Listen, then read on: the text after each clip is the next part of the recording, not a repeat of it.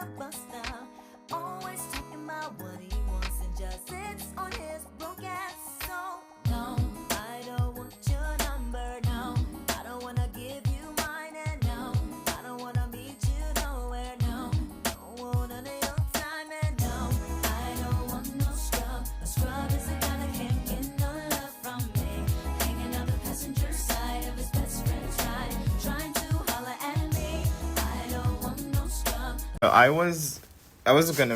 I've been meaning to make this new update for a minute now. I've just been really occupied by a lot of stress, which obviously came from the disgusting ex in question. Yes, he's really annoying. So he reached out to me again. I mean, he's always trying to, isn't he? So he contacted me on the 24th of February. As you can see in the email, I blurred up my email, but I left his. Just in case you want to say, when I put this out there, most like he's going to be like, oh, no, I didn't reach out to him. That's what he's going to tell his wife. So I just left it here so, she can see. Oh, that is his email. So he contacted me and was like, file for money. And I was like, initially I thought like, what does this mean? Are you asking me to like file for you and you pay me? Like, because when I met him, he was an immigrant and I helped him. Well, not help him. I got him his papers to not be deported from Canada. Literally, when I met him, actually, when I broke up with him, he was about to be deported, and I still did everything I could to get him all his papers, which he got. So, like, I got him a residency, so I didn't get him a citizenship. So this is when I no longer live in Canada, but this is when I was living in Canada. So, like, when I met him, he was a student, and his visa was expiring at the end of the year. I broke up with him at the end of the year, literally like a week or two after I broke up with him. His visa expired. He lost his job. He had hired an immigration lawyer, I think, a year prior. They were having no help regarding anything. I had to do everything for him, paperwork. I had to go meet his lawyers and fix everything because his lawyers was giving him like a lot of misinformation. They did not inform him on a lot of things. Anyway, so I got him his residency, his temporary residency in Canada. I don't know what became of it because now he's married to a woman, so I really don't know. And as for her status, I don't know if she's Canadian. I really don't know, and I really don't care. So, basically, yeah. So that's what I thought he was trying to ask, like if I could, like maybe marry him and file for him, and he pays me, which I was gonna say no and probably report him to the government, but anyway. So I asked. My follow-up question to his request was like, bro, what file are you talking about? He said CR report. Now, in Canada, there's like, okay, everybody knows that CR report means credit report, but it could he's an immigrant, so I thought maybe he's talking like my taxes. It's like CRA. But anyway, so I was like, what file are you talking about? He said CR report, PDF. I was like, what is a CR report? Because I was like, why would he ask me for my taxes? Because I'm not going to give you a copy of my taxes. What do you need my taxes for? Then he said credit report. So I was like, and why would you want my credit report for? Why would you want my credit report for? I should say why. What? Anyways, I was angry. So whenever if I have a little message in arrow, it's because I hate him that much and I'm angry to respond and read in his messages. So basically I'm saying like, why do you need my credit report for? He's like, I'm looking to rent a condo. So I responded, and you want to use my credit again for another place? Why can't you use your wife's credit? You see, that's the question. And he goes, there is a reason why I'm asking you. Why are you have a wife, so why can't you ask her? Why you need my credit to get another apartment? So I said, what's the reason? He's like, because I'm paying for it. So I ask, you're paying for what exactly? I don't understand. The apartment, I don't understand. The apartment, wasn't you paying for the last one you got with my credit that you move your wife into? So let me give a little detail here. So the last apartment he lived in, I actually got him the apartment with my credit. So basically, we were supposed to live together. We were dating for a while, and we were going to live together. And, I thought initially it would be a great idea because I was like, he is my boyfriend, and I don't see any issue of us moving in together. It did not work out in that context because we had like a lot of issues between us. For example, I hate all of his friends, and he brought it up once that, he came to me crying that, maybe he doesn't think it's a great idea for us to live together because whenever we fight, I do become a bit mean. I won't deny that. I'm very mean. And when we fight, because he self-sabotage all the time. For example, we cannot be happy unless his friends are involved in our life. And I don't want it like that. His friends, they don't have any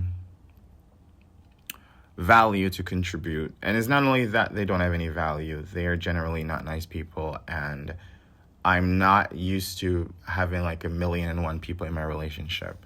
My relationship through my life has just been me and my partner. I'm not saying you can't have friends, but my life does not revolve around you and your friends. My life revolves around you. And I think it's quite weird to have a relationship with someone with like 1,000,001 people involved in a relationship. And it's not only that they're involved, it's like this sense of he messed up a lot of things to then create this scenario for us to have some type of codependency on his friends, whether emotionally or in other contexts, and I'm not having it. So for me, I put a barrier that I don't want them around at all. And I don't know where, anyways, he's quite bizarre. And anyways, my point, so he self-sabotage a lot. So whenever we're happy, he create things to make me unhappy because then he can bring his ratchet friends into the mixture. And I didn't like it. So eventually there became a point when I became really upset, and I did call him a lot of names and his friends a lot of names, and I'm pretty sure he recorded me. And I really don't care because you can play it whenever you want. And I don't care. You can play it, and I can give the context. And when I give the context, then everybody's going to be on, they're not going to really care what I said about your friends once I give the context. But I know he recorded me, and I really don't care. But anyways, moral of the story here. So we didn't move in together because he came to me crying at one point because he was scared of us living in together, and I'm rude to his friends, where I might throw them out of the house, for example. Or I might come home and see them, and I might say things to them that cause them to leave and never want to come around again, which I would have. So I was like, but at that point, I was also over it. I didn't want to live with him. So when he brought it up, it was like a relief for me. So when he said it, I was like, okay, that's fine. So we decided to get our separate places at this point. Then I got my place, and he couldn't get his.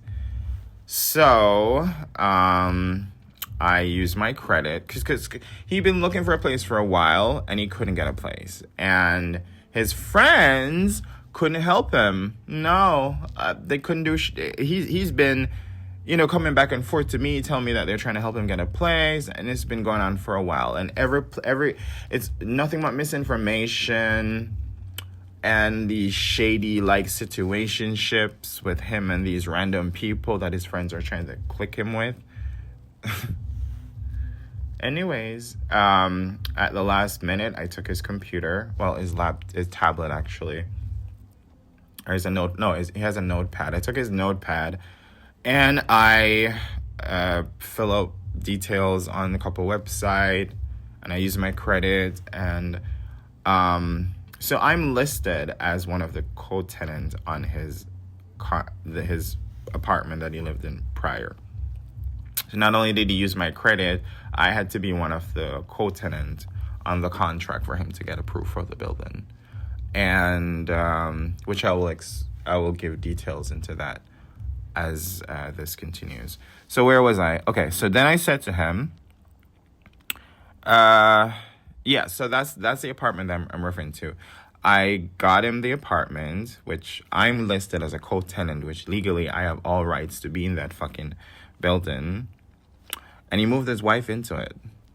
So after I left him, I don't know if he met her before or after, because he was always lying and cheating with men. I don't know if he was cheating with women. I know he was cheating with men. Yes, that's what I'm sure of. Where women are concerned, I don't really know. I don't know if he met her before me or after me, because he lied so much. But I knew about the men that he was cheating with, which I think I mentioned in the last video. One of his friend, he was paying him. So the friend would pretend to be straight, because I actually knew the friend before I met him. The friend was into me, and he did some stupid shit and decided not to talk to him again. But the friend is gay and is a bottom. But the friend and him became friend after me and him, and the friend pretends to be a heterosexual male, and he was taking all of his pay to give the friend to get head. My ex was giving his friends, he was giving him